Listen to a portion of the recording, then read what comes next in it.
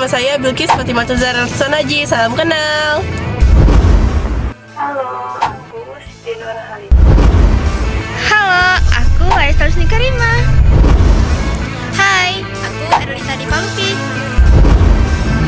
Halo, aku Fanya dari Buku.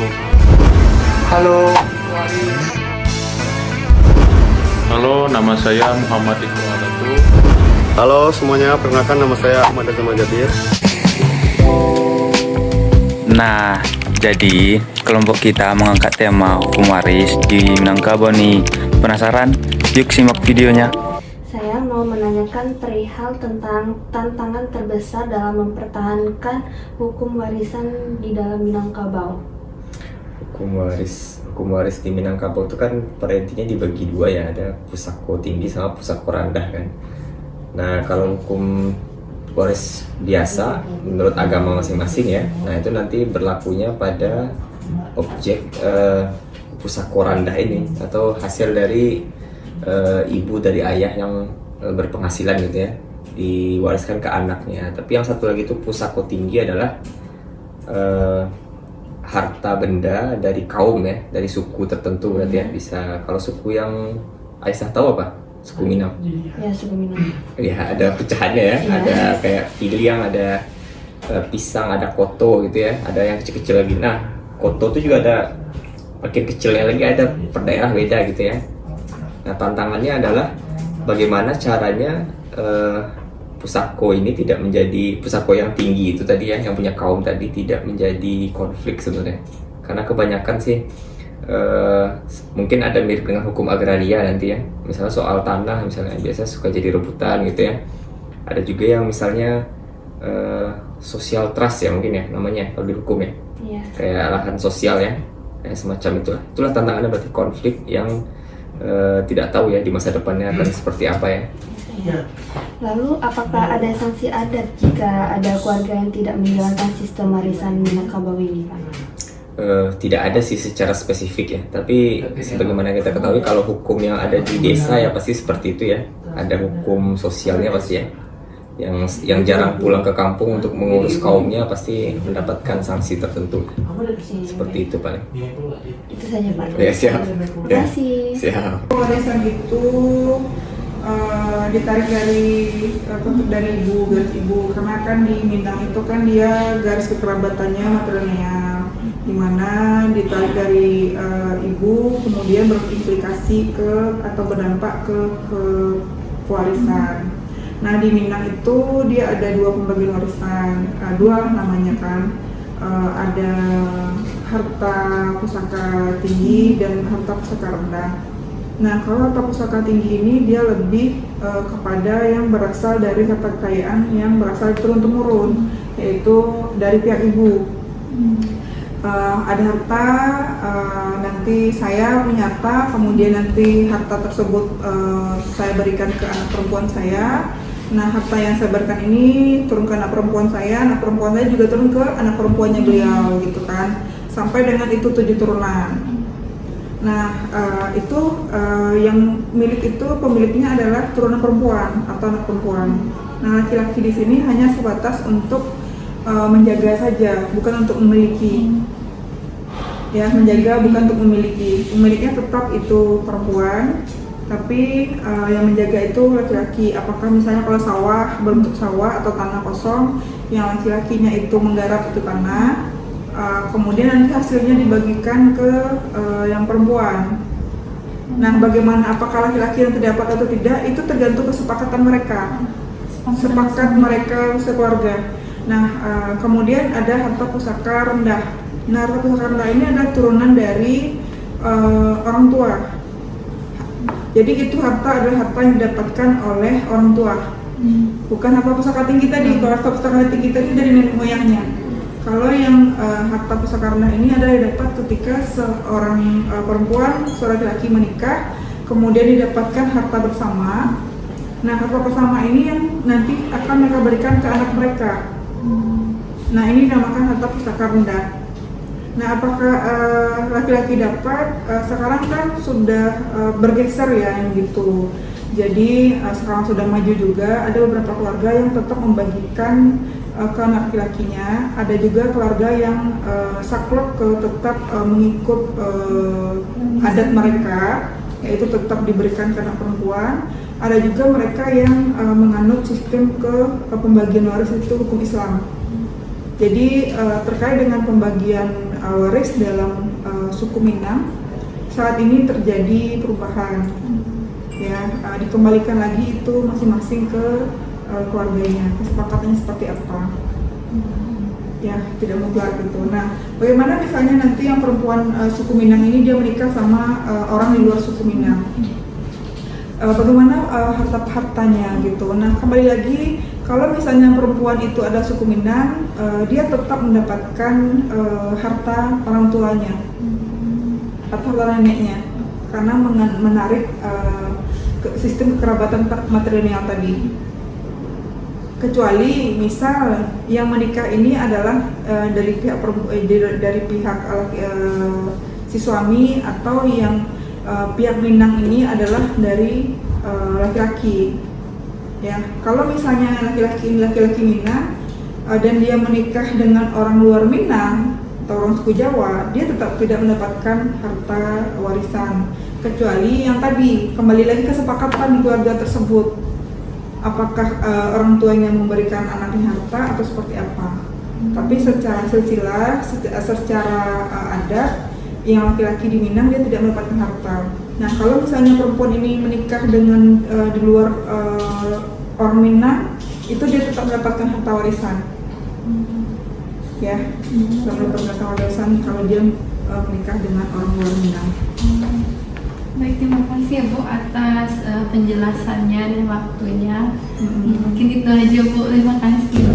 Kalau menurut Ibu kan generasi dulu kan masih memegang teguh tentang hukum waris itu kan. Tapi kan beberapa anak generasi sekarang tuh ada yang tidak tahu bagaimana tentang warisan-warisan mereka. Menurut Ibu itu gimana?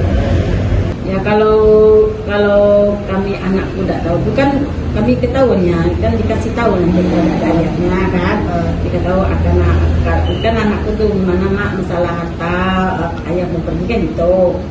Nah kataku mama, kalau bapak kalau harta ada buat kamu, seremang kamu, tapi bapak kalau turun dari mama ada lagi bawa bapak baju selai turun gitu anakku tadi. Kalau tentang perbedaan antara aturan adat tentang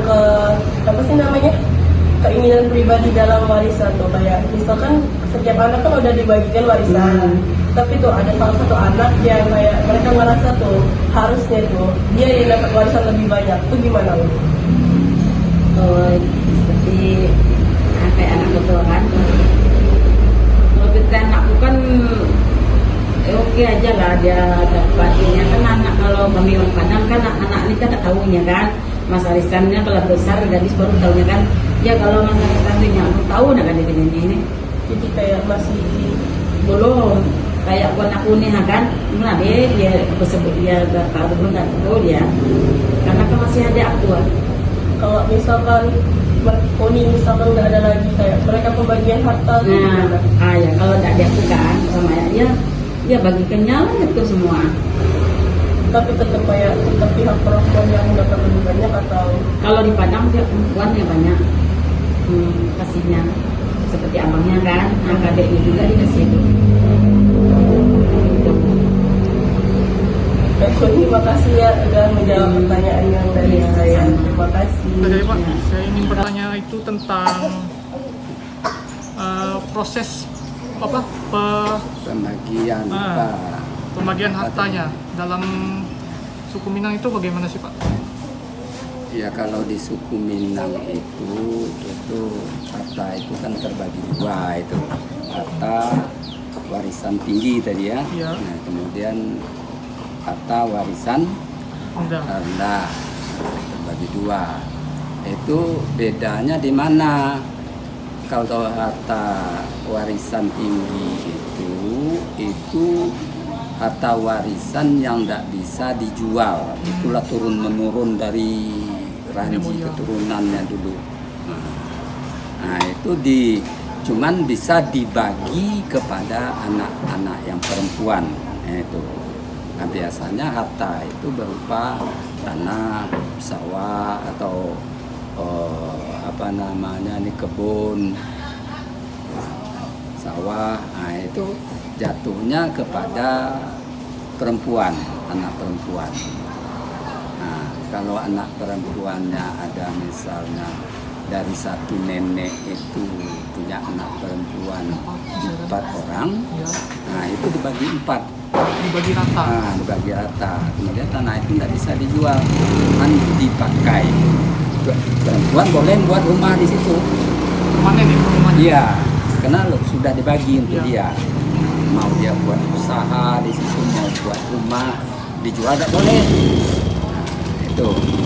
Nah, kemudian kalau harta yang hasil dari pencarian orang tua, nah itu bisa dibagi, bisa dijual, bisa dibagi. Kemudian hasil pembagiannya itu tidak sama. Itu biasanya lebih besar untuk perempuan daripada laki-laki. Ya, gitu. Kalau dijual, misalnya rumah dijual, nah itu dibagi berapa orang perempuan. Nah, dibagi rata itu? Enggak, itu tetap sebenarnya besar untuk perempuan.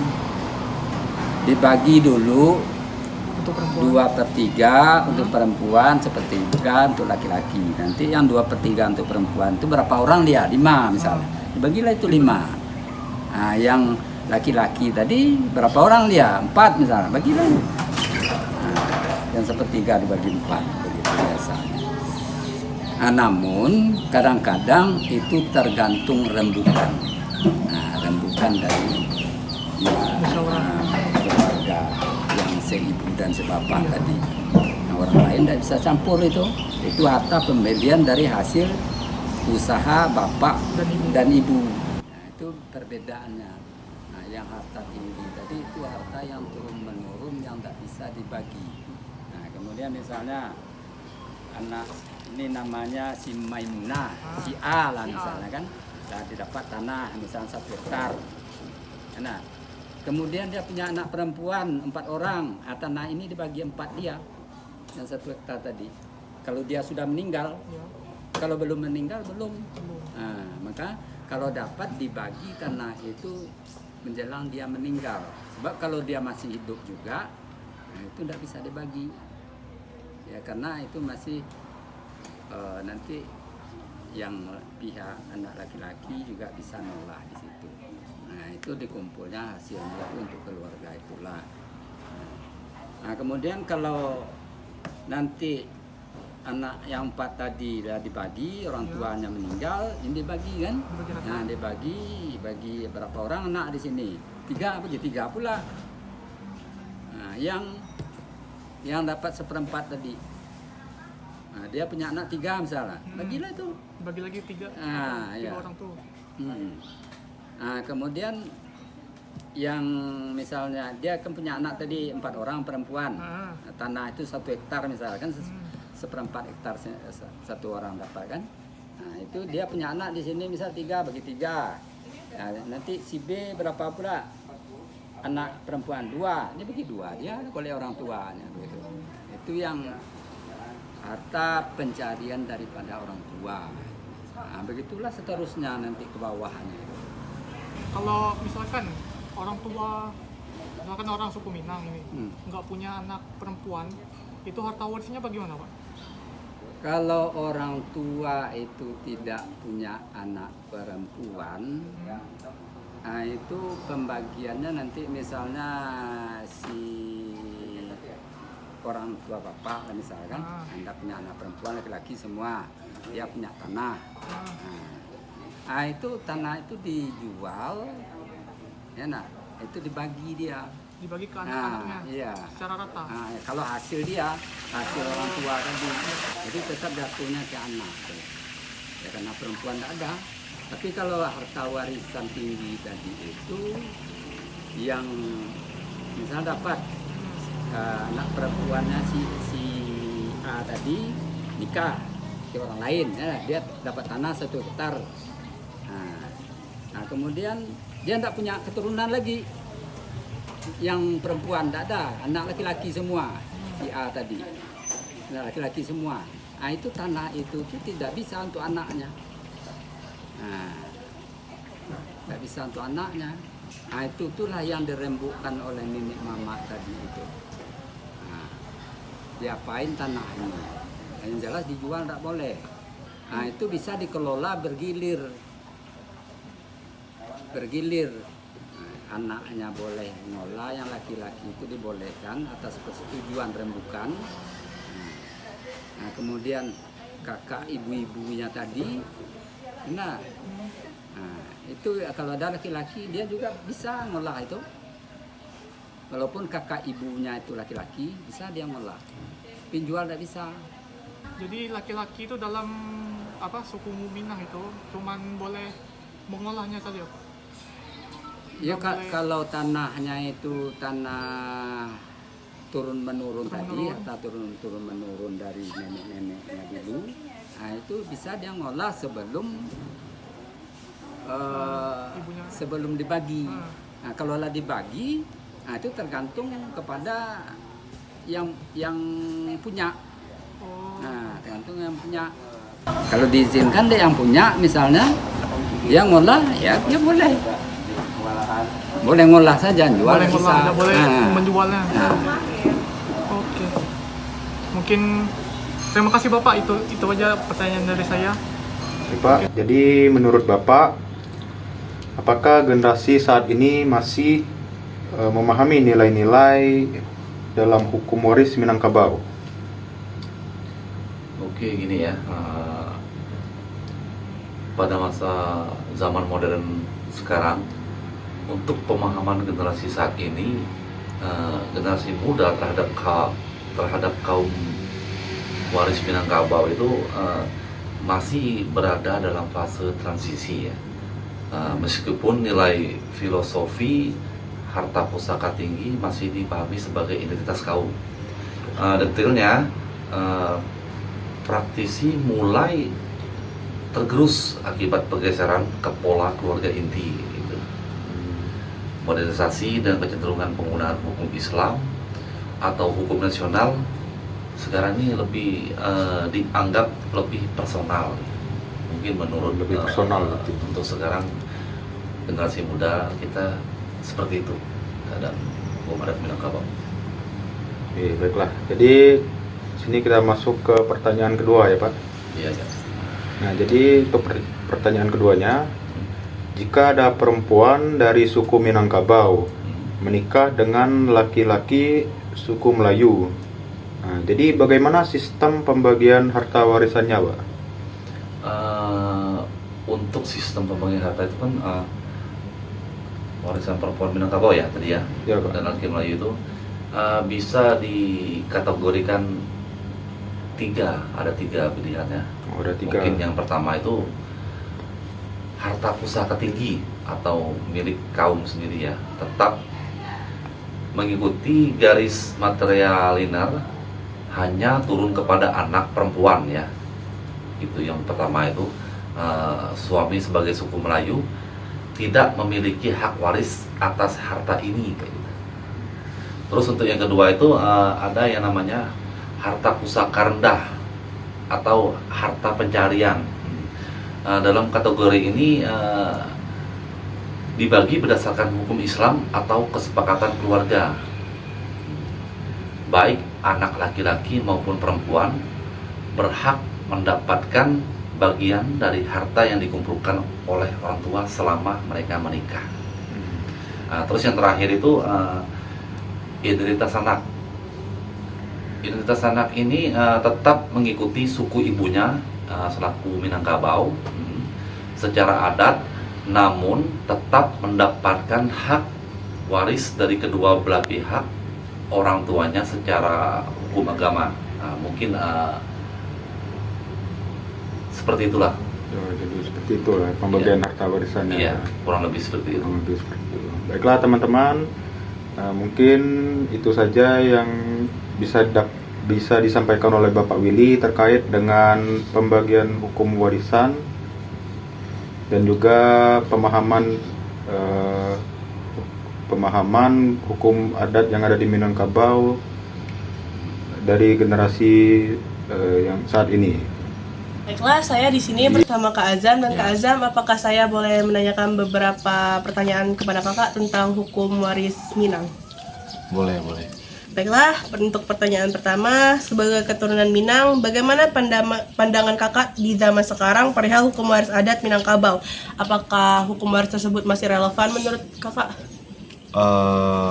Sebenarnya ini tergantung ya, karena dengan kondisi kita pada zaman sekarang, hukum waris adat Minang kalau direlevansiin sama zaman sekarang itu dia sebenarnya kalau secara secara material itu masih relevan, karena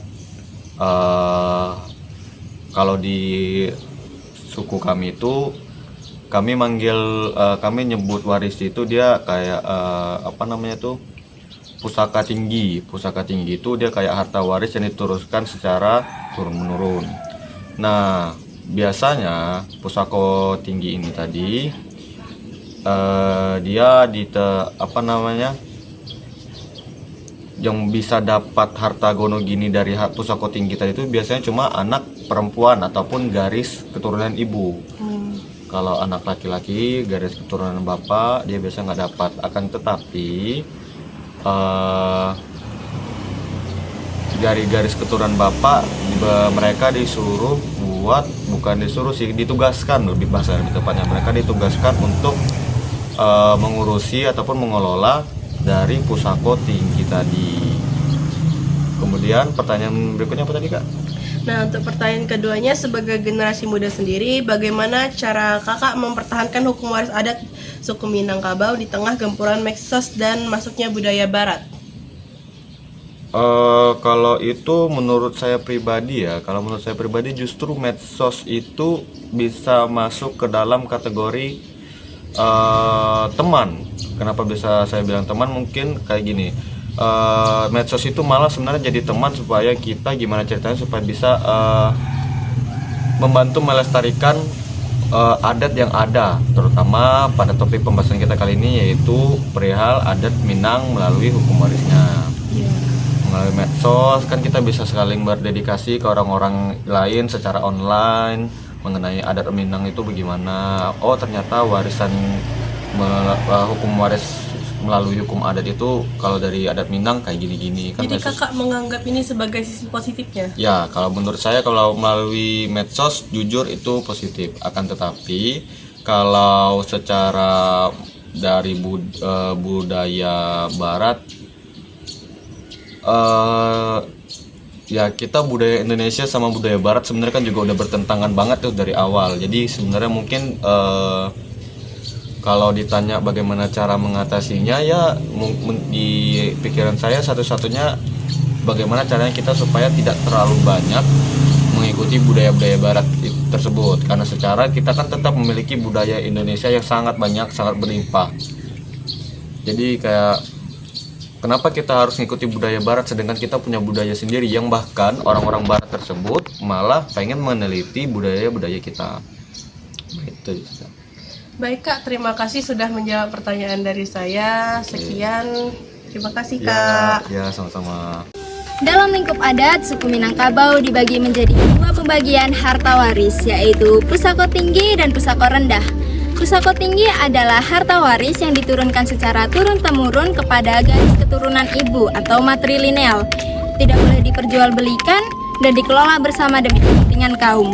Lalu, untuk pusaka rendah adalah harta hasil usaha sendiri yang bisa diwariskan kepada ahli waris. Biasanya menggunakan ketentuan hukum Islam maupun kesepakatan keluarga. Lalu jika ada konflik di antara keduanya gimana? Nah, suku Minangkabau memegang prinsip adatnya, yaitu menjaga keharmonisan dan menyelesaikan solusi dengan cara musyawarah mufakat.